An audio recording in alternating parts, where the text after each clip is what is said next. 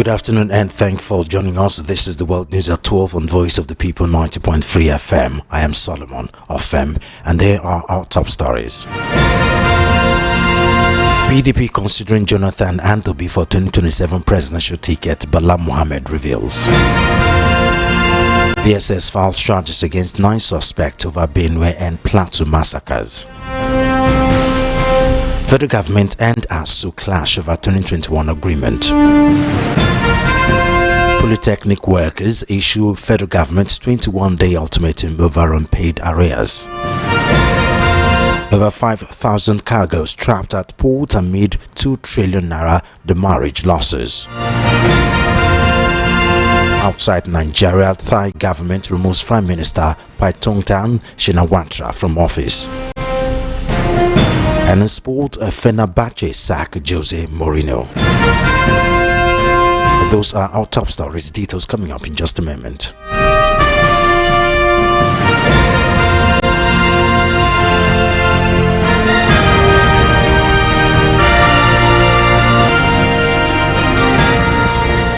Begin the world news with politics, where former President Goodluck Jonathan and an ex-Anambra State Governor Peter Obi are among southern politicians the People's Democratic Party PDP is considering as its candidate for the 2027 presidential election.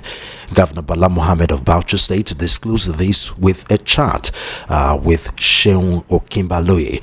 He said that Jonathan, whom he described as the most celebrated politician today, had faced political blackmail before he contested the 2015 presidential election, but was later cleared by the court. The former FCT minister said that Obi, who was the 2023 presidential candidate of the Labour Party LP, will be given the opportunity if he chose to return to the PDP. Asked whether the People's Democratic Party governors were quoting Obi or talking to him about running under the party for the election, he answered in the affirmative. Take a listen. Not a lawyer, but I'm a politician. And I know that we are looking for people with pedigree, people that are loved. President Jonathan had been blackmailed by all these parsimonies, those information that he was this and that. And at the end of the day today, he is the most celebrated politician today. And of course, in Nigeria, having seen that at least during his time, most of the issues that have to do with improvement of the quality of life of Nigerians have been very good and excellent compared to what is today. And of course, all those issues that he was accused of, they were mere just political blackmail. And of course, even at that time, he was going for what is presumed to be third term, because he would have been sworn in thrice if he had won. And so the court gave judgment on that issue that he has been cleared to run. And clearly he ran and lost. And so whatever amendment that is coming thereafter, to us, to me as a layman and a politician, it will not have retrospective effect, because the law is not an ass. People should not think that laws are just provided to shut somebody from exercising his or her universal suffrage, especially when there is an existing judgment on that issue. But this should be left to the court. I don't think the political opportunists on the other side should use this to stop somebody who is better in terms of candidacy, in terms of pedigree from running. But certainly, President Jonathan is one of the candidates we are thinking if he joins us and comes and opens his mind to run. And even other people like Governor Obi, because if he decides to come to a better platform where there is no encumbrances, he will be given the opportunity too. There are others. Are you courting him? Are you courting Obi? No, we are. Yes, we are. But certainly he has not. That's President Jonathan. He's not the only person. No, I'm talking about Peter Obi now. Peter Obi, are you talking Have you not seen him in jail? Have you not seen him in both several times? Have you not seen him with me? He's my brother, my friend, and of course he's one of the most celebrated politicians too. And of course, you see him within the coalition or no coalition, definitely we are not sleeping. Only that we don't make noise. There are so many politicians. I even had a session with Governor Amechi. I have not been sleeping. I have to make sure I create a closing of rank drive, for people to come and have. So there's a possibility of Amechi returning to the PDP? Well, he is free to if he wants to come back. But when you spoke, Governor, to Peter Obi, did he agree to return to PDP? These are some of the decisions that are left to Peter Obi, not to me. But I have discussed with him and I told him the PDP is open to all those celebrated politicians who can come and add value to our presidential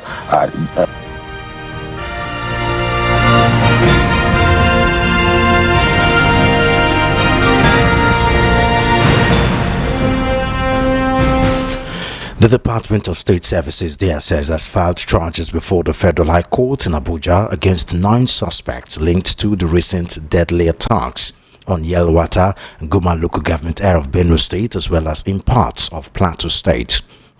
The charge sheet stated that one Aruna Adamu, Mohammed Abdullahi of Awe local government area of Nasarawa State, and others still at large had on June 13, 2025 allegedly carried out attacks against the people of Abinsi and Yelwata villages. According to the DSS, the offense is contrary to and punishable under Section 12 of the Terrorism Prevention and Prohibition Act 2022. The 2 accused persons were said to have conspired with one Musa Banium, Baku Maluma, Ibrahim Tunga, Asara Adnadu, Legu Musa, Adamu Yali, Bodi Ayuba, and Pierre Damina, and others still at large, to carry out the attacks on Yelwata. In another charge, 2 other suspects, Takende Ashua and Amos Alede of Goma local government area of Benue State, were slammed with 3-count charge of allegedly carrying out reprisal attacks against the terror suspect involved in Abinsi and Yelwata. In another charge, a 32-year-old woman, Alima Aliru Umar of Faskari local government area of Katsina State, was slammed with a 4-count charge of terrorism, including transporting in July 2025 302 rounds of AK-47 rifle live ammunition to bandit, which the service said contravened Section 13 of the Terrorism Prevention and Prohibition Act. She was also charged with concealing information about one Alhaji Sani, a suspected gun runner, bandit and kidnapper, information the DSS said would have led to apprehending and preventing act of terrorism. The woman's action, according to the DSS, is contrary to Section 6 of the Terrorism Prevention and Prohibition Act 2022. No date has been fixed for the trial of the suspect. The Academic Staff Union of Universities ASU has knocked the Minister of Education Tunji Alausa over claims that the government never signed any agreement with the union. Alausa made the clarification while addressing journalists in Abuja.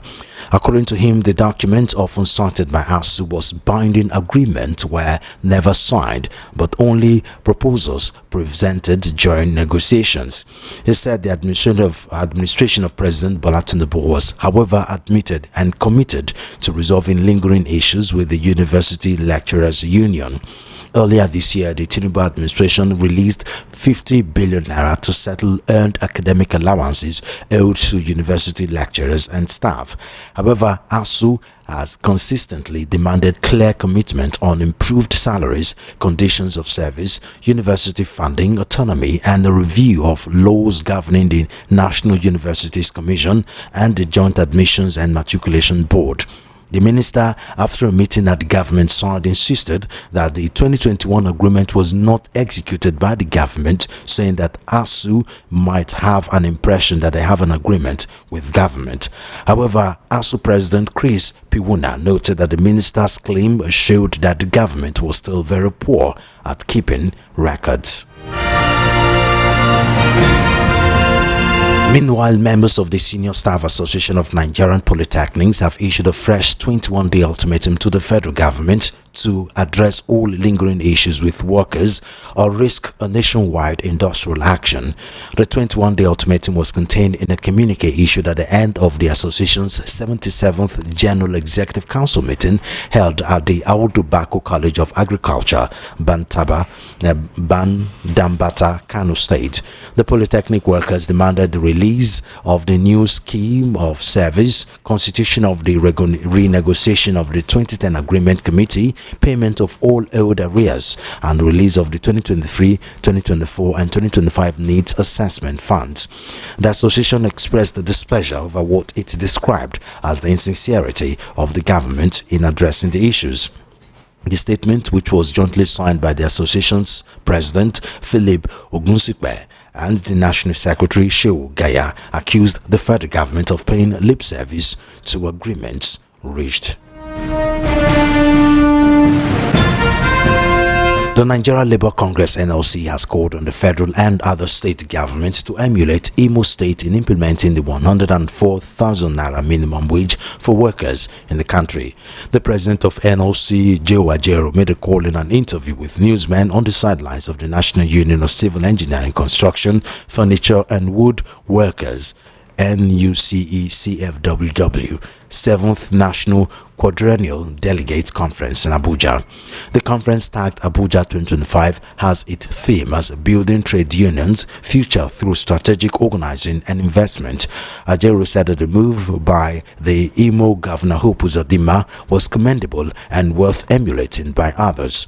Ajero explained that during the wage negotiations with the federal government, the argument was that the federal government did not want to move too far because it needed to take into cognizance the subnationals. He added that the federal government said it would afford to pay more, but it did not want to disorganize the wage system. Ajero also expressed worry over some issues with the National Social Insurance Trust Fund (NSITF) and called for immediate action. We move away from labor matters now, where goods clearing activities at Nigeria's seaport have been halted or sealed down and scaled down significantly in the past 2 weeks, leaving over 5,000 cargoes trapped. Port users claim that to have lost an estimated 2 trillion naira in demurrage. The destruction of port activities is caused by the persistent network glitches on the Nigeria Customs Service NSC Bildogu digital platform, which has left manufacturers and other merchants incurring a huge loss. Coupled with the reintroduction of the 4% free on board FOB, the effective cost of clearing, manufacturers have lamented, has risen to about 200%. They are also worried that much of the stock raw materials might not be useful when they are eventually released. A 4-foot container attracts a daily demurrage of between 120,000 naira and 140,000 naira, while a 20-foot container costs about 80,000 naira daily. Also, the demurrage of a car is 10,000 naira, while a truck attracts 35,000 naira. A caterpillar is charged 45,000 naira as demurrage. These increase after the initial grace period.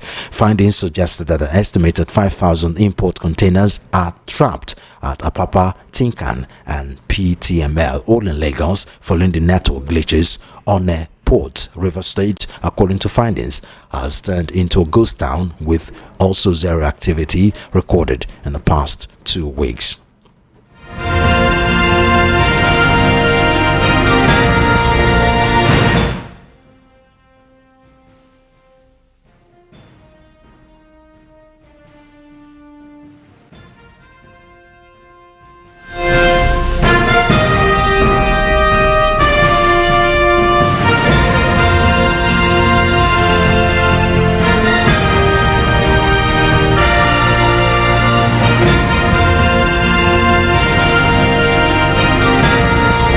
You are currently listening to the World News at 12 right here on the Voice of the People 90.3 FM. We'll take a short break. When we return, to head into the news analysis segment.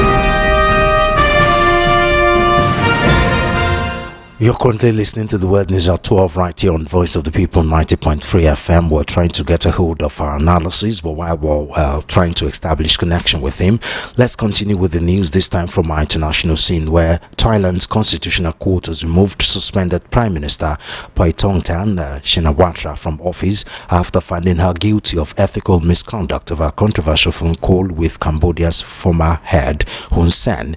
The ruling on Friday makes Paetongtarn the fifth Prime Minister to be stripped of office by Thai judges since 2008 and plunges the kingdom into prolonged political uncertainty and potentially a snap election. The 9-judge court, seen as allies with Thailand's conservative loyalist establishment, ruled that the 39-year-old politician had seriously violated the ethical standards required of a prime minister during a call with Hun Sen in June, in which she discussed efforts to prevent an escalation of a deadly border conflict. The court said Paetongtarn had put her personal interest over that of the nation and damaged the country's reputation. In the leaked conversation, Paetongtarn was heard pandering to Hun Sen and calling him uncle, while criticizing a senator, Thai army commander, and described him as an opponent. The court had suspended Paetongtarn on July 1 pending an outcome in the trial. The border row spiraled in the ensuing days into armed clashes that killed dozens and displaced tens of thousands of people on both sides of the border. The fighting ended with a militia-brokered ceasefire on July 29. Still on international news, a Federal Reserve Governor Lisa Cook has sued President Donald Trump over attempts to fire her, setting up a potential legal battle over the U.S. central bank's autonomy. Cook has asked the court to declare Trump's firing order unlawful and void, and also named Fed Chairman Jerome Powell and the Board of Governors as defendants. Trump has said there was significant reason to believe Cook had made a false statement on her mortgage and cited constitutional powers, which he said allowed him to remove her. The move is likely to set up a number of legal challenges that could end up at the U.S. Supreme Court. The unprecedented move comes as Trump has put increasing pressure on the Fed, especially in Chair Jerome Powell, over what he sees as an unwillingness to lower interest rate. Long-dated U.S. government securities sold off hinted at increased perceived risk by investors worried that Trump's attempted firing of a federal governor could undermine faith in the central bank. Cook is one of 7 members of the Fed's Board of Governors, and in these positions sits on the 12-member committee, which is responsible for setting interest rates in the U.S. And now to sports. Jose Mourinho has left his role as Fenerbahce boss after just over a year. The Portuguese departure comes 2 days after the Turkish club were eliminated from the Champions League playoffs by Benfica. In a statement, Fenerbahce said Mourinho had parted ways with the club before thanking the 62-year-old for his effort.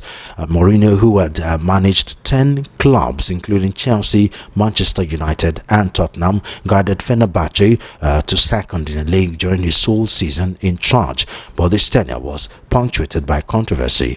Champions Galatasaray said they would initiate criminal proceedings against Mourinho after accusing him of making racist comment following a 0-0 draw in February. Mourinho denied the allegations, saying he is the opposite of racist, and filed a lawsuit against the club seeking damages worth 1,907,000 Turkish lira, that's 41,000 pounds. Mourinho was a frequent critic of the standard of officiating in Turkey and was handed a 4-match ban, later reduced to 2 matches, for his comment about referees after the matches against Galatasaray.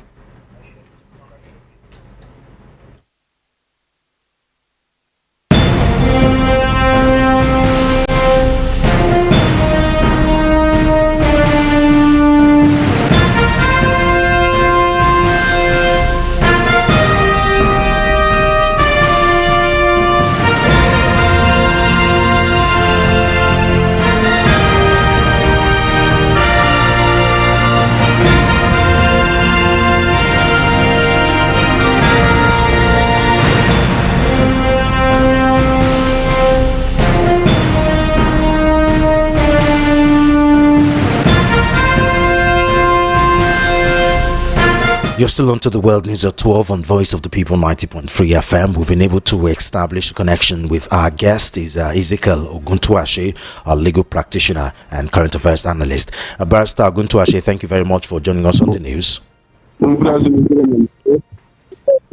So let's go to the first talking point for today, where the People's Democratic Party are considering bringing back Goodluck Jonathan and Peter Obi for the 2027 presidential ticket. That's according to Bala Mohammed, governor of Bauchi State. Of course, this is coming after the minority leader some days ago also made the same statement. What do you think of this move?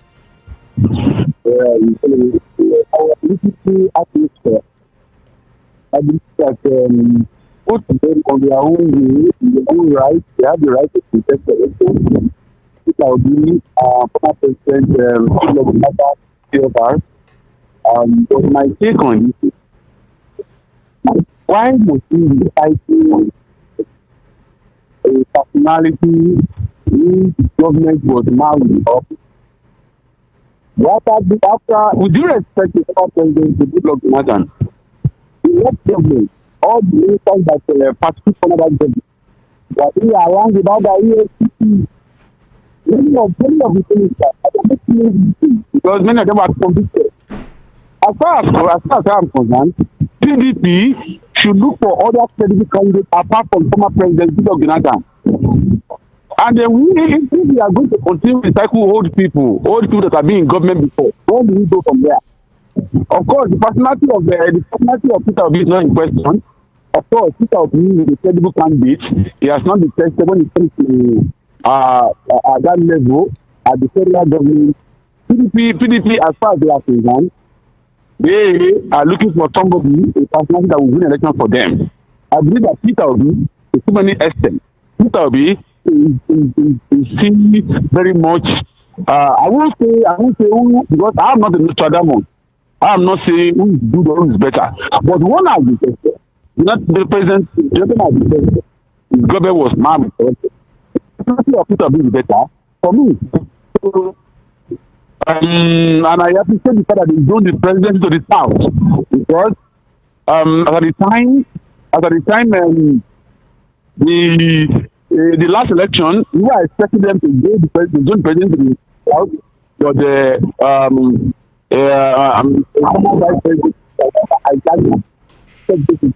but now that Peter Obi, now that the PDP has come back, because the shipping has come back on the route. Now that they are back, it's a welcome development. Mm-hmm. But do you think it's a good idea for Peter Obi to go back to PDP, though, when you also consider the a supposed mole of the APC, talking about Nyesom Wike, who's been accused of being an agent of destruction in the PDP for APC in that party? Do you think it's a good idea for Peter Obi to go back to PDP?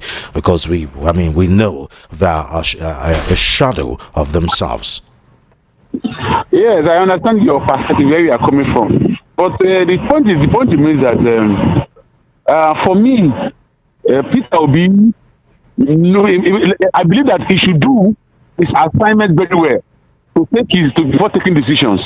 I believe that, because even you even look at the Labour Party, the party in which he was the flag bearer in that election, the Labour Party is also in turmoil. So I believe that if PDP can bring him back and put their house in order, they can do away with it. Do you think it will be that easy to do away with him, considering how powerful and the influence Wike have over the party at the moment?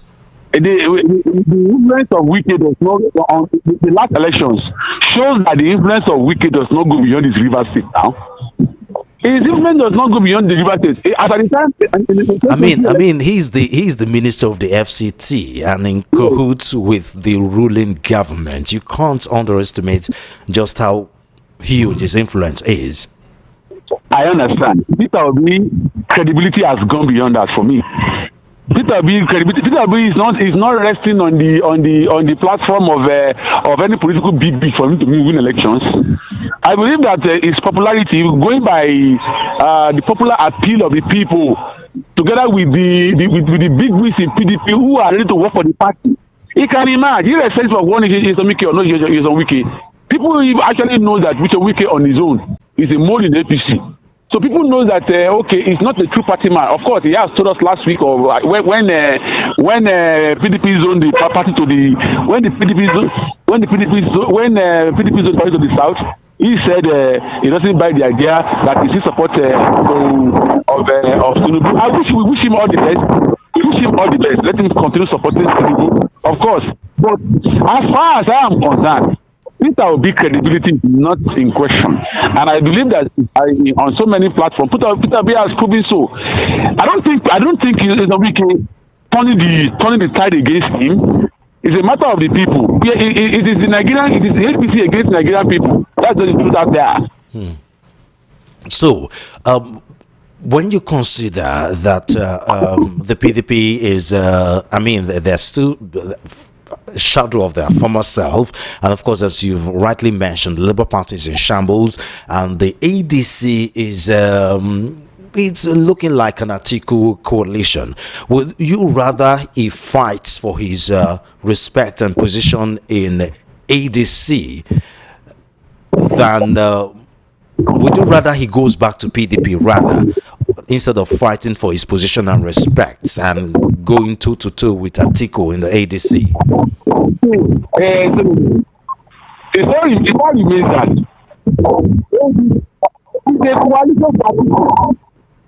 it's not a coalition for Peter Obi.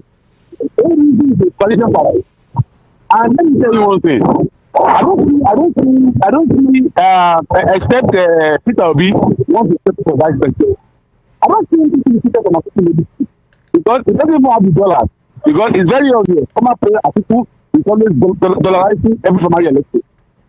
But when we come to show for show, money for strength, money for money, dollar for dollar. Look at the past, apart from the past part that Atiku always dollarize every primary election to make sure that I don't want to use the language destiny. Atiku will not negotiate. Atiku will not on any platform lose the ticket of ADC to anybody. Not even to Tinubu. Not even to any pastor anywhere in the world. So if you know the position of the electoral act now. If Peter Obi goes toe to toe with Atiku and unfortunately this is the family, you cannot contest against in another party. It will be too late.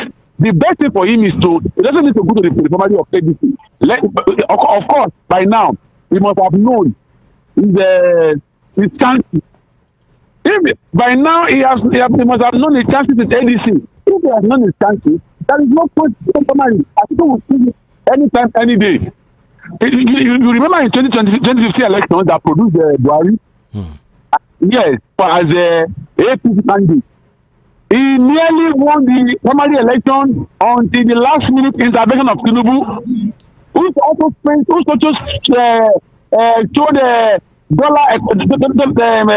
financial strength to buy delegates.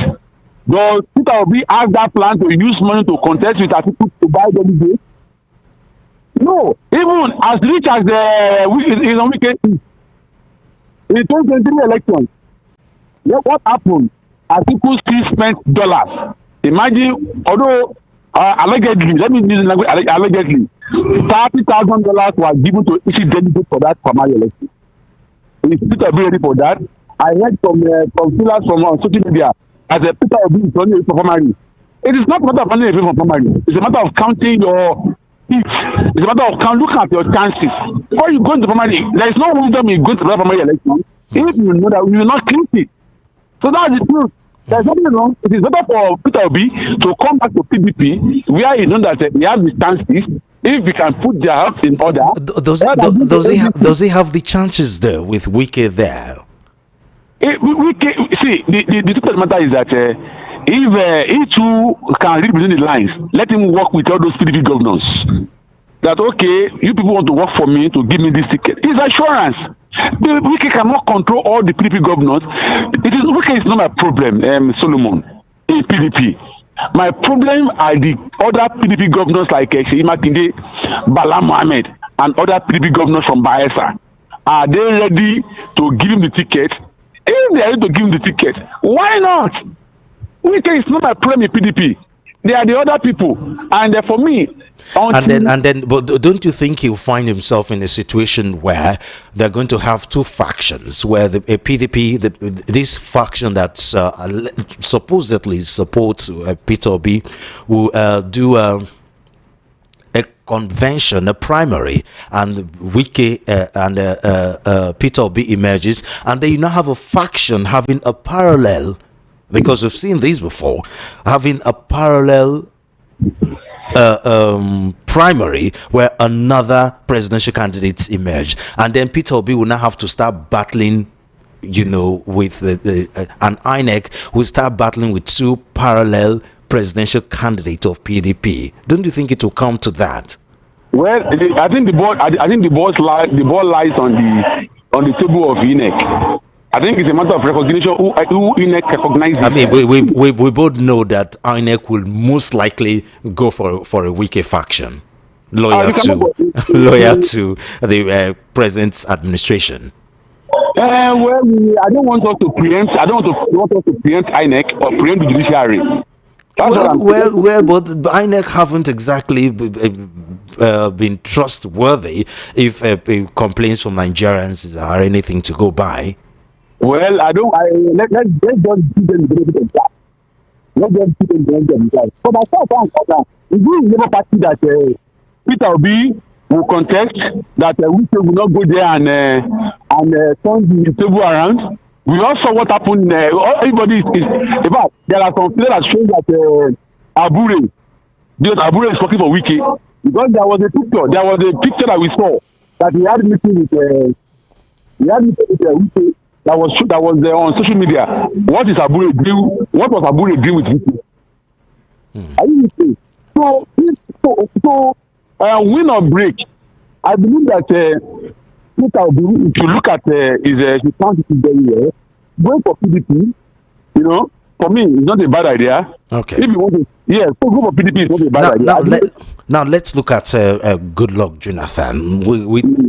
We're having two different interpretation of the Constitution, where lawyers have not exactly been unified when it comes to whether Goodluck Jonathan is eligible to contest again as election. On one hand, some people are saying that he's been president twice. It doesn't matter if he's been sworn in twice, and that takes him out of contention. While another people are saying that his first swearing in was a completion of the Yaradua tenure, which does not count. What side of the divide are you? For me, I believe that Peter Obi, former President Goodluck Jonathan, cannot contest election again for the third time. He will be taking the oath of office third time. Okay, let's take for example. I'm trying to remember that Supreme Court judgment now that was recent. I think the same principle that has ruled out the governor of Ondo State. Are you with me? The governor of Ondo State, Aida Tiwa, cannot contest the election again in Ondo State for the third time. He himself is aware. What he's doing now is trying to, I don't want to use the word manipulate, trying to. So if the same thing is applying to, I'm trying to remember that Supreme Court judgment. I get where you're coming from, but we also have this issue with Nigerian court where they tend to give contradictory judgments. Well, I'm a lawyer. So you can't exactly use that as an example when we've had several cases of contradictory judgment from judges. Well, as a lawyer, I really don't want to go into the integrity of the judiciary, because that's. I understand. I'm not a lawyer. I'm a journalist too. I'll definitely have to ask that question. Yes, definitely, of course, it's obvious. Based on the past precedents, the Supreme Court, NRA not there, but we hope they do the needful. The constitution is sacrosanct about this thing. The constitution is sacrosanct about it that they cannot take the oath of office more than twice.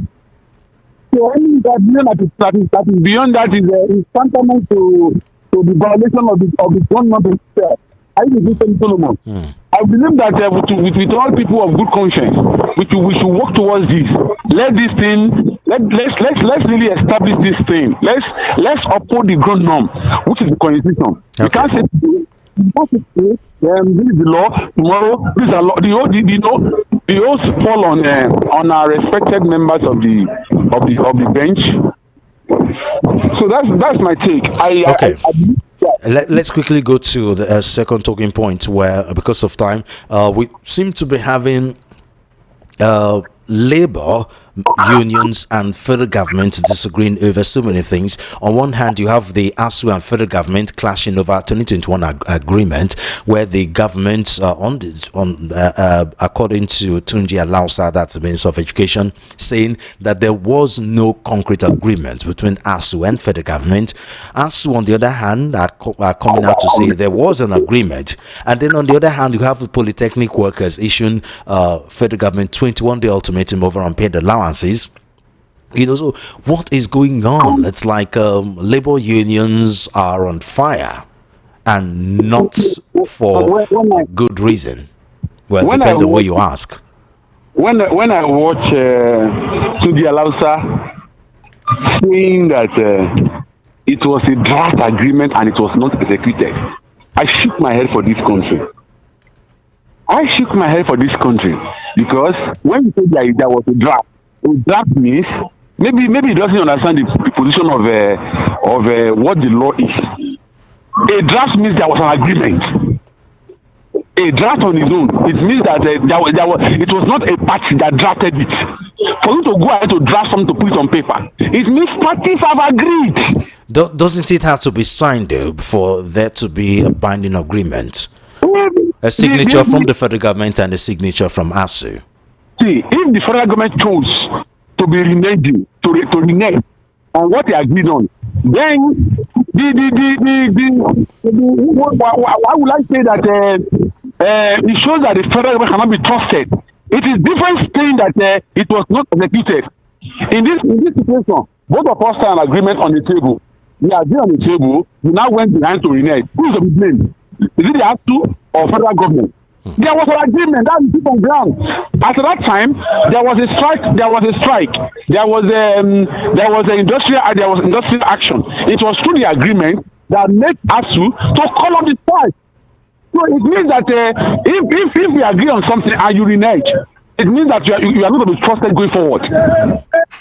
All these things, federal government under President Goodluck Jonathan has not shown the political will and the society purpose to do the right thing. How to improve you as the continuous over the years?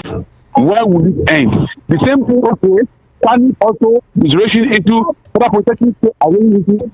We have what you told us when you are removing subsidy and increasing all these things. It's a method that you want everything to be every good to be in place. Then when we have a lot of dollars, lot of billions, how come we are still having issues about I believe that all these arguments, all these disagreements is just based on what to be paid to us, what not to be paid. Nigeria has money. The money should not be revolving around the political class. The money to go among the money to go around. That is my take.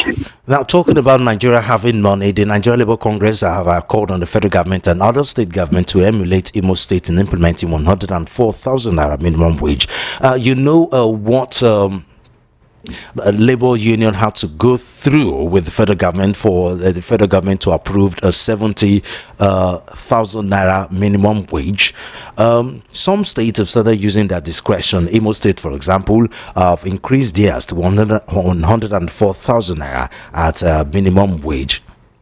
And the NLC in Lagos State too are fighting for the same thing, that Lagos has money and they obviously have more money than Imo State if the IGR is anything to go by, asking for 150,000 naira minimum wage. Do you think that's fair? Well, other state governments may not be able to to pay 104,000 to their staff. Imo State is an all-producing state as well. But Lagos certainly can. States Yes, like Lagos, states like Bayelsa, Rivers States, that is where Akwa I Ibom am State. going. That is where I am going. That Okay. states also should show sincerity of purpose to do something better. Imo State increases the 104,000 is a step in the right direction. Let's my own understanding is the fact that states should not be forced to adopt what they cannot pay, but at the same time, states who can pay should do the needful. For example, when you now see state when subsidy is being removed, there are massive billions that go into states. But the question is this: these state governors, how have they utilized this money? Is it not diverted to private pockets? From January to June, we all saw it. Money from FAC, Federal Allocation Accounting Committee. 98 billion naira went to Ekiti State. I could remember like $130-something billion went to Ondo State, River State, Akwa Ibom State, having like 400-something billion naira. Where is this money? Which means they can afford to pay their workers well if they want to. They can afford to pay, but the fact is that many of them prefer to divert all this money to projects that they know that they can inflate contracts at the same time, divert projects to their pocket. By the time they are paying salaries to workers, of course, they won't have any money to perform. That is the issue. And finally, the Department of State Services, DSS, have filed charges before the Federal High Court in Abuja against 9 suspects linked to the recently deadly attack on Yelwata, a local government area of Benue State, as well as part of Plateau State. While this is a welcome development, there's a particular one that caught my attention, where 2 suspects from Benue State, from Yelwata, were slammed with 3 court charges for allegedly carrying out reprisal attacks against the terror suspect involved in Abinsi and Yelwata. Do you agree with DSS charging these 2 people to court? I mean, they were attacked and they decided to retaliate. I didn't get that. Now, the DSS have charged 9 persons. You remember the Yelwata attack in Benue State? Yeah. Good. The Department of State Services has charged 9 persons for this attack. And that is a welcome development. But on the other hand, they also charged 2 people that try to attack the people that attacked them, as in this was a reprisal attack against the people that attacked Yelwata, and these 2 people have been charged to court too. Well, for me, the DSS should come out, should come clean. The DSS should come clean because this suffices that in fact, by law, when the provocation is a justification for reprisals. You get that statement. If you attack me, I have every right to fight. Well, we can say that by law they should have allowed those 2 people should have allowed the law enforcement agent to handle those people that were involved in the reprisal. But everything depends on trust. Trust is out for the DSS, the army, and all of them. Because of the army, I'm not justifying the reprisals. All of them, because of the army, I'm not justifying the reprisals. I'm not justifying killings. I'm justifying whether or not what those people who have gone on the reprisal have done is correct. But all these things is bordered on the fact that. How far can Nigerians even trust the law enforcement agent, the chief of army staff, the DSS, and all of them? But because of time, unfortunately, we can't really hear you anymore. Looks like the network is going from bad to worse. Thank you very much, Barrister Oguntuashi. It's always a pleasure talking to you. You're welcome to the moon. That was Ezekiel Oguntuashi, a legal practitioner and a current affairs analyst.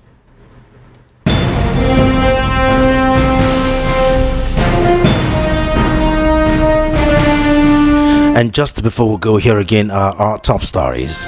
PDP considering Jonathan and Obi for 2027 presidential tickets, according to Bala Mohammed.